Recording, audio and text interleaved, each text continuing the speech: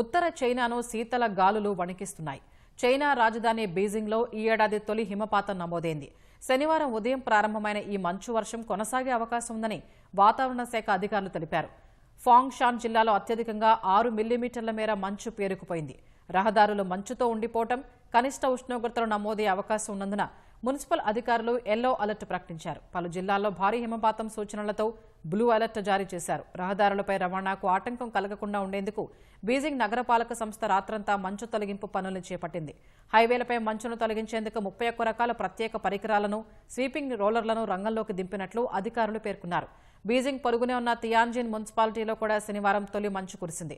అక్కడ రోడ్లపై ఉష్ణోగ్రత ఎక్కువగా ఉండటం వల్ల ట్రాఫిక్కు పెద్దగా ఆటంకం కలగలేదు. మంచు కురుస్తున్న వేళ బీజింగ్ నగరం శ్వేతవర్ణం సంతరించుకుని అందంగా కనిపించడంతో స్థానికులు పెద్ద ఎత్తున ఫోటోలు తీసుకుంటూ సందడి చేశారు. ఈ వాతావరణ పరిస్థితుల దృష్ట్యా ప్రయాణికులు అప్రమత్తంగా ఉండాలని అధికారులు సూచిస్తున్నారు.